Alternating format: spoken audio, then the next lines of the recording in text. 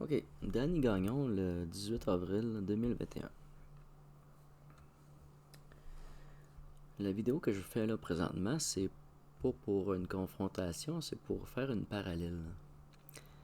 En ayant visionné les vidéos de Rock Soccer, j'ai plusieurs observations qui viennent appuyer ou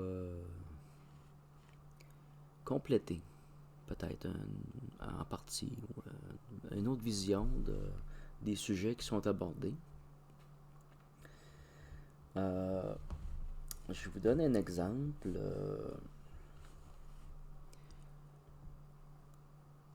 Le virus humain. Le virus humain, c'est une vérité. C'est une vérité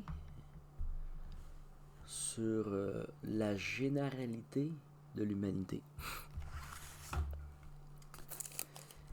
Et j'ai fini de terminer. J'ai terminé de faire la lecture de traité de médecine de Guillaume Kézac.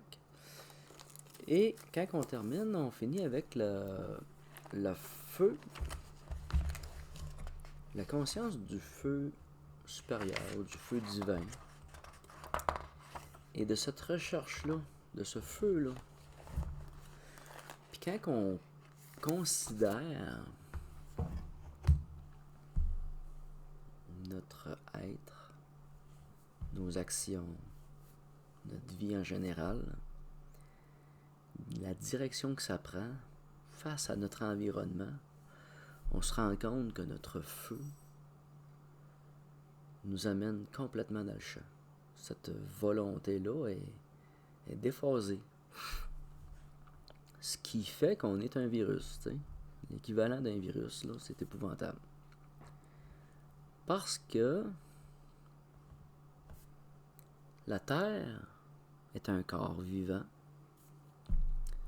Chaque animal ou chaque être vivant est une cellule. Donc, un chevreuil, un orignal, un lapin, un lièvre, un homme est une cellule. Et détruire la vie autour de nous, c'est comme détruire les cellules de la Terre. Puis si on prend du recul et on regarde ça, les morts massives de poissons, de toutes sortes, dans les mers, par pollution ou parce que l'homme les a pêchés ou assassinés, et sur la Terre, les espèces en voie d'extinction et qui disparaissent non-stop font que nous détruisons le corps Terre, le vivant de la Terre. Nous sommes en train de tuer le corps qui nous porte. C'est ce qui est le contraire de ce qu'on devrait faire. C'est-à-dire d'aider la vie et participer à l'épanouissement de cette vie. Et c'est pas ça qu'on fait du tout. Ce qu'on fait, c'est l'épanouissement de notre vie. On domine comme si on serait supérieur à toute chose. Et c'est épouvantable d'observer ce que nous faisons. Alors, je suis en accord avec le terme, le virus humain. Et la bile noire, je ne sais pas si la bile noire en tant que telle est considérée comme le black goo, mais j'ai deux observations de black goo, peut-être de bile noire. Pas tout à fait semblable à ce que Roche va amener. Ma vision est que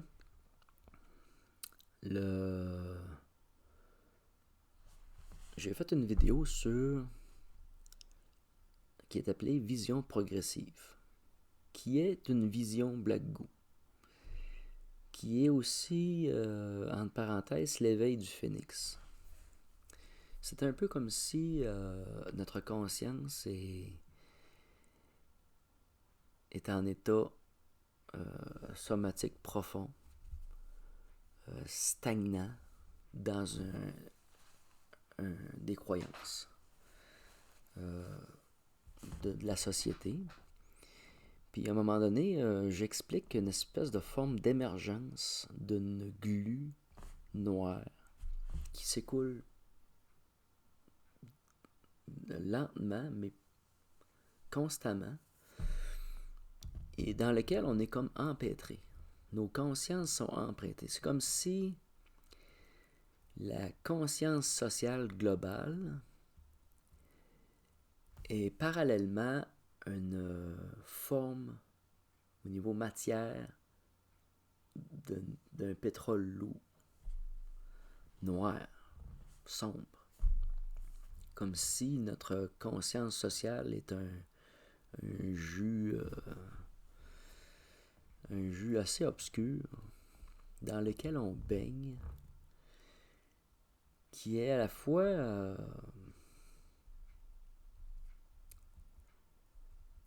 malveillant dans le sens qu'il est lourd de s'en départir. C'est une masse lourde qui nous entraîne, qui nous retient. C'est difficile de s'en extraire. Et à la fois, ce que je me suis rendu compte, c'est que ça m'amène à l'éveil du phénix. Et l'éveil du phénix, avec le recul, j'ai observé que l'éveil du phénix est la prise de conscience des plans oniriques ou du champ onirique ou des images oniriques,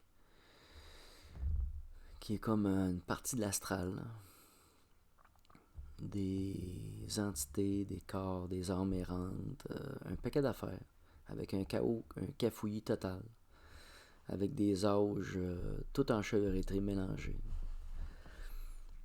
Et c'est comme, j'appelle ça l'éveil du phénix, c'est la vision, la conscience du phénix. Et un peu plus loin dans mes vidéos, je vais parler de la conscience du dragon. Et oui, on s'extirpe du Black Goo, de cette bile noire. Et avec la conscience du dragon, on sort des plans oniriques et on atteint un autre niveau. Dans une autre vision Black Goo, c'est une entité qui m'a accompagné toute ma vie, que j'ai demandé de quitter, et j'ai été la retrouver, j'ai été la chercher où elle était. Et je l'ai trouvée dans la terre, dans une glu noire. Elle était comme en état somatique, elle était comme là, dans ce jus-là. Et après qu'on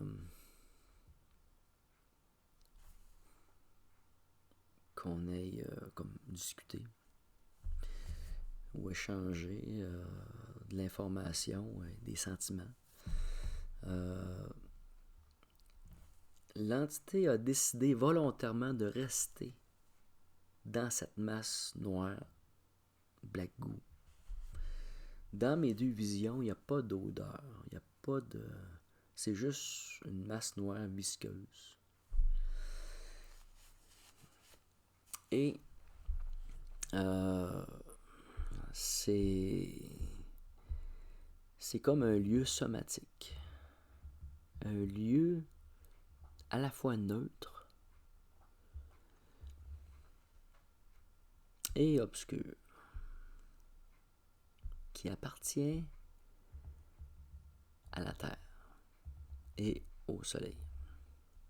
C'est comme une part d'énergie solaire emprisonnée au sein de la Terre, gardée par la Terre, et qui a comme une mémoire par les cristaux qu'elle compose. La partie minérale du Black Goo lui donne une propriété particulière qui fait d'elle une entité distincte, un corps distinct, qui est pas très joli, qui est assez dégueulasse. On pourrait penser que ça pourrait être comme le jus de cervelle de la Terre, mais c'est... Mettons que l'eau est meilleure que ça, t'sais. C'est pas...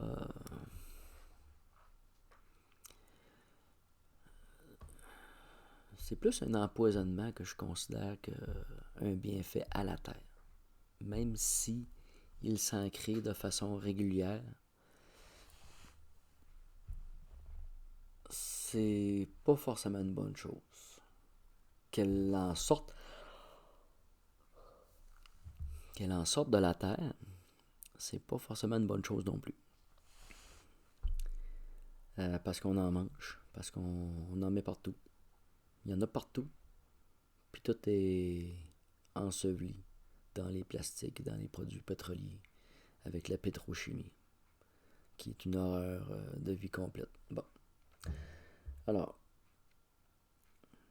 Black Goo, virus humain, la bile noire, les 7 sphères de densité. Cette vision m'a un peu aidé à faire la vidéo aussi de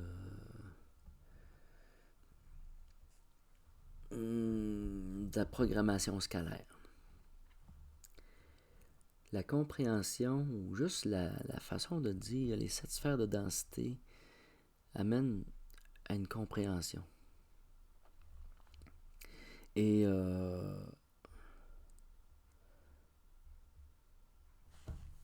je prends du recul et je l'observe. Oui, il y a peut-être beaucoup plus de densité ou beaucoup plus de plans. Mais ça demeure comme une réalité, un fait. Qu'il existe plusieurs plans de densité. Qu'on a une part de notre conscience dans ces plans. Qu'on n'a pas forcément accès pour l'instant, mais qui sont en développement. Maintenant, dernier sujet et pas le moindre. À 12 ans à peu près, ou 13 ans, j'ai trouvé un morceau de bois. Ce morceau de bois-là avait la forme, pour moi, quand je l'ai observé dans ma tête, c'était la garde de mon épée. Donc, 1 an, 2 ans passent, puis là, je planifie ça. Je me suis dit, je vais faire mon épée, je vais dessiner mon épée. J'ai une fascination. Et cet objet-là, je le trouve tellement trippant, tellement beau que je me lance. Donc, j'ai créé cette épée à partir d'un morceau de bois, une planche de boulot qu'il y avait à la maison. Et j'ai fait mes biseaux avec une sableuse à strap, ce qu'on appelle une 424, avec des morceaux de cèdre pour faire la garde. Et ici, une pôle à rideau que j'ai tournée sur un tour à bois qui m'avait été prêté. Et j'ai fait ça, je devais avoir 13 ou 14 ans. Je me suis lancé dans l'œuvre. Alors, j'ai des visions d'épée. J'ai des visions d'épée de lumière. Mais,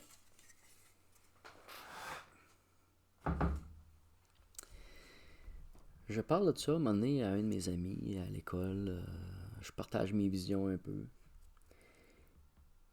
Puis, j'ai un de mes amis qui a des visions d'épée lui aussi. Puis, il trippe au bout comme moi, tu sais. C'est trippant l'affaire au bout. Fait qu'à un moment donné, on se dit, on va se rencontrer un soir, tu vas venir coucher chez nous, ou je vais aller chez eux, puis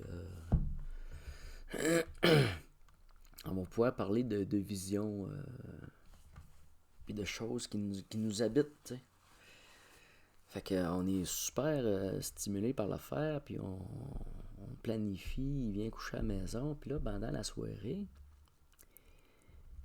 je commence à parler de mon épée.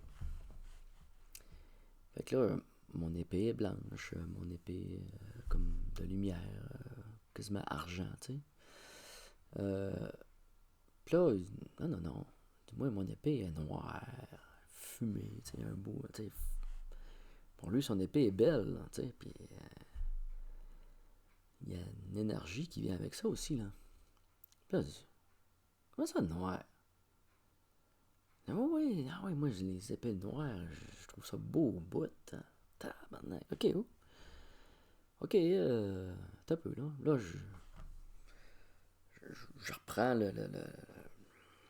ma vision, mais j'ai dit, ok, on va développer autre chose, ouais. Puis là, j'explique une de mes visions quand je porte l'épée. Donc, je chevauche un cheval blanc. Je suis suivi par, à ma droite et à ma gauche, à ma droite un cheval rouge et à ma gauche un cheval noir. Mon cheval que j'ai, moi, il n'est pas forcément blanc, il est légèrement tacheté. C'est pas un pur blanc. Là. Mais je brandis l'épée et je suis suivi par une nuée, une armée qui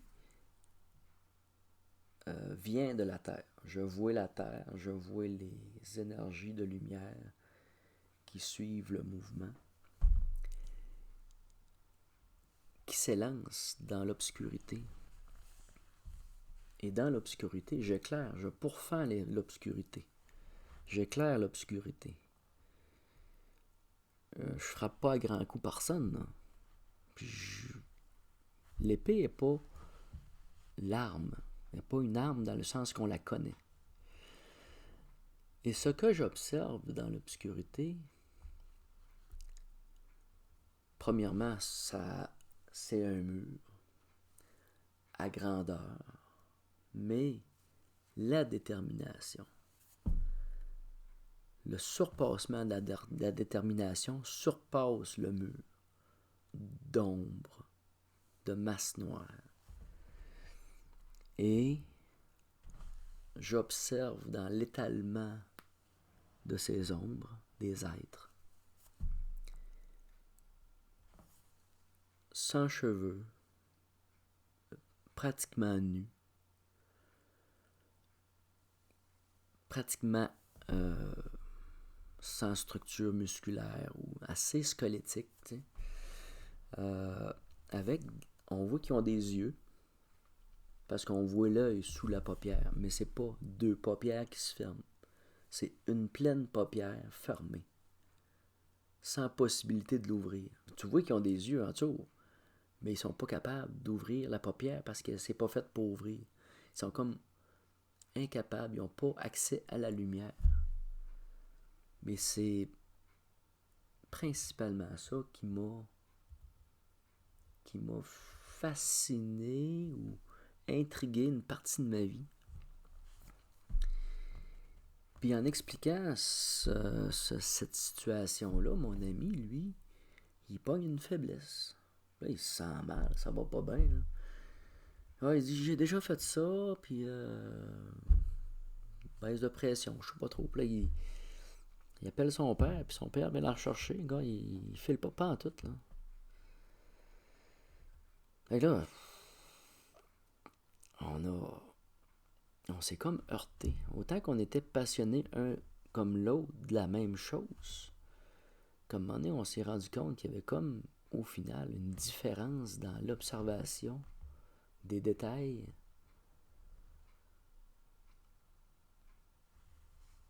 Puis à partir de ce moment-là, notre relation n'a plus jamais été pareille parce que là, il y a comme eu un bug là, intense. Je me suis posé la question, pourquoi? Pourquoi son épée est noire, puis moi la mienne est blanche? pourquoi lui, dans son cœur, c'était autant une passion comme la mienne.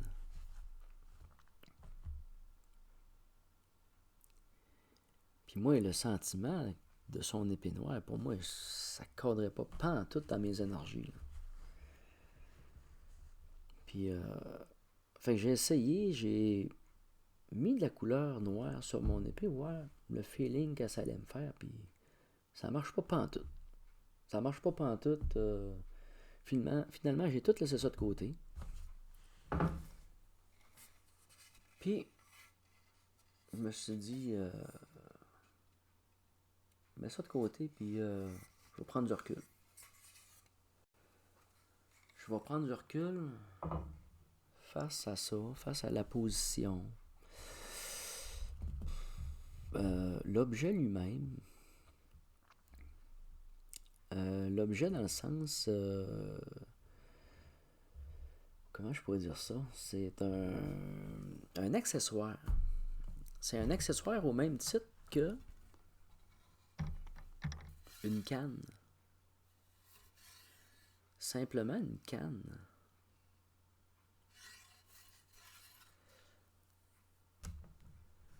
Que ce soit un bâton, que ce soit le bâton du berger ou une épée là, de lumière, c'est pas ça qui est important. Là. Le porteur de lumière, il s'en va pas à la guerre. Là. Puis dans les vidéos de Rock Soccer, les guerriers de lumière ou les guerriers, je me rappelle plus du nom qu'ils lui donnent. Là. Moi, pour moi, là, c'est un programme potentiel. Une programmation potentielle de notre ADN ou de mon ADN qui fait que oui, je peux être un porteur de lumière. Oui, je peux être une espèce de guerrier. Mais ça tue pas personne, ça décapite pas personne. Il n'y a pas de... C'est pas une guerre dans ce sens-là qu'on la connaît. Ça n'a pas ce sens-là. Ça n'a pas le sens que Rock le présente.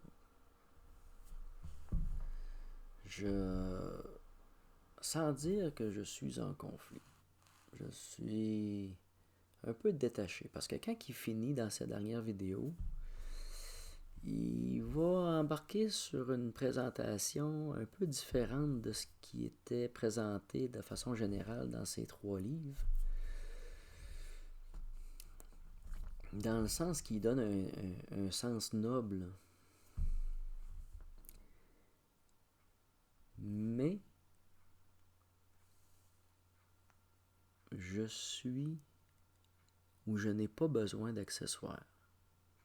Si je suis un porteur de lumière potentiel, ce n'est ni dans une épée, ni dans un bâton, ni dans quoi que ce soit. Par mon corps, par mon verbe, par mes actions, je peux être un porteur de lumière.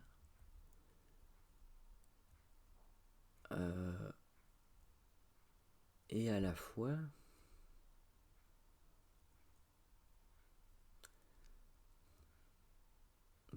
on peut parler d'inspiration,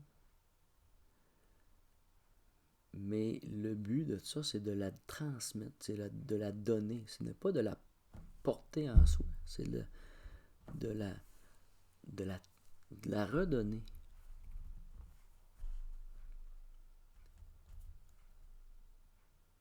C'est pas c'est pas quelque chose de convoité.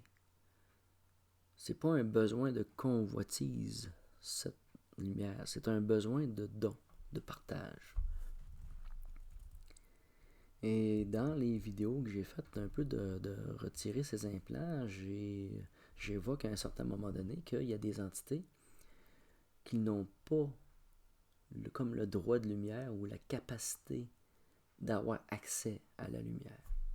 Et on fait une demande, je fais une demande que la lumière leur soit accordée pour les sortir du marasme dans lequel ils ont été plongés, soit par eux-mêmes ou influencés à le devenir ou sont rendus là. Et pour moi, ça a son sens dans ces actions-là. Et dans mon quotidien et en faisant ces vidéos-là, ça a un sens. D'en parler, de partager l'information. Et oui, dans beaucoup de personnes, d'hommes, de femmes, il y a comme une programmation de guerriers, de lumière. Mais le rôle qui nous est demandé, qui est comme programmé, n'est pas forcément le chemin que nous devrons suivre ou que nous avons à suivre. Moi, c'est un choix personnel de faire ce que je fais là et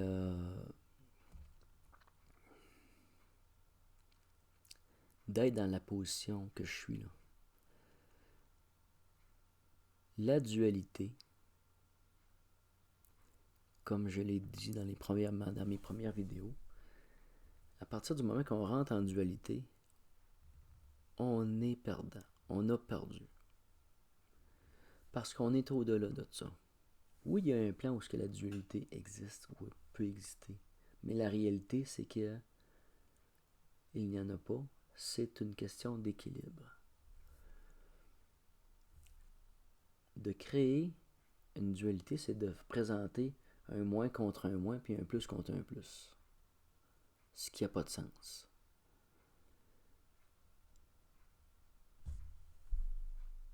Quand on est dans ce plan-là, l'idée, c'est de créer l'équilibre. Et non la dualité. À partir du moment qu'on rentre, ou qu'on irait vers la dualité, on a échoué. Il ne faut pas s'en là. C'est pas ça. C'est l'équilibre qui est demandé. Le guerrier de lumière, ou le guerrier d'ombre, d'une certaine façon, doivent s'équilibrer l'un et l'autre. Il y a une forme de respect.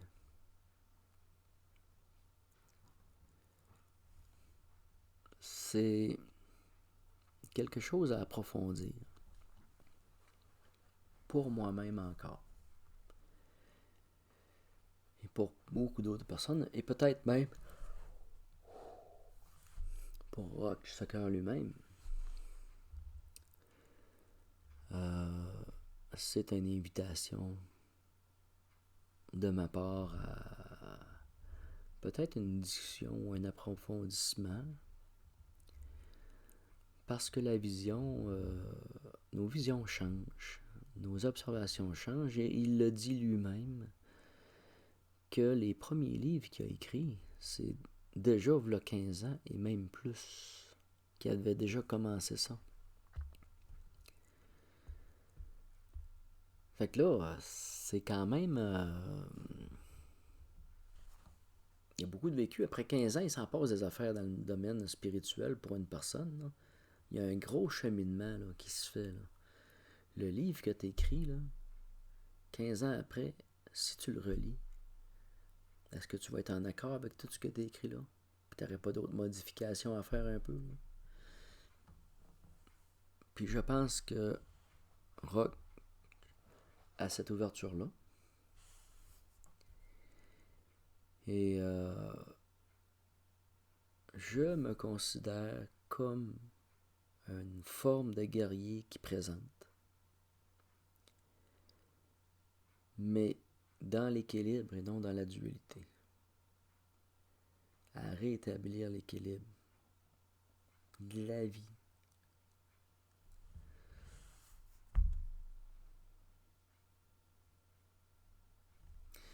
J'ai entendu dans une chanson de Nana Mouskouri. C'est que les passeurs de l'ombre, que même les passeurs de l'ombre parlent de la lumière. Et pour moi, ça a été une grande signification parce que ce que je me suis rendu compte, c'est que si l'ombre et la lumière seraient en guerre, de parler pour l'ombre, de parler de la lumière, était un délit, était une offense au précepte même de la guerre, était même comme une... comment on dit ça donc? Une trahison. Donc, il n'y avait pas trahison, il y avait plutôt reconnaissance. Donc, l'ombre reconnaît la lumière. Puis une reconnaissance, c'est une forme de respect. C'est un respect. Et on se rend compte derrière ça que la guerre n'est pas à l'extérieur de nous. Ça, c'est réglé, ça. Il n'y en a pas de guerre. Elle est en nous. C'est à nous à faire l'équilibre et à se repositionner, à se regarder, à se regarder.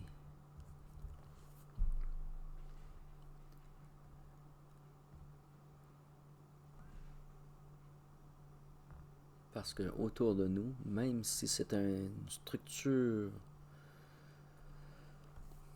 d'une vie quand même assez cruelle, qui est basée sur manger ou être mangé, et de domination et de...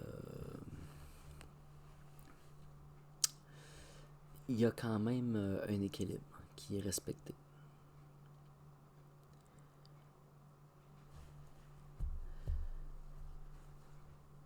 Jusqu'à une certaine mesure.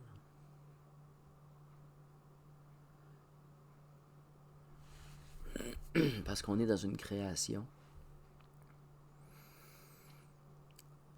de... Comment on dit ça donc? De prédateurs. C'est vraiment une conception de prédation. Et en ce sens, on est comme pas né sur la bonne planète ou on n'est pas tout à fait dans le bon environnement. Parce que notre conscience profonde n'est pas dans un état de dualité, mais d'harmonie. N'est pas dans un état de prédateur.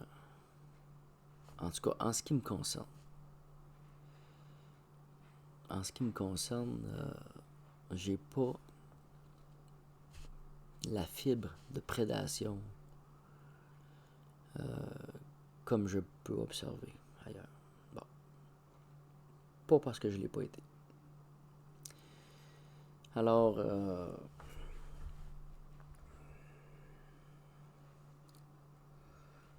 c'est un peu ce que je voulais dire sur les guerriers de lumière. Que oui, on est là. Oui, on a un rôle à jouer. Mais il n'est pas dans la dualité. Il est dans l'équilibre. Dans l'harmonie. Et ce n'est pas dans l'homme actuel, mais à venir. Merci.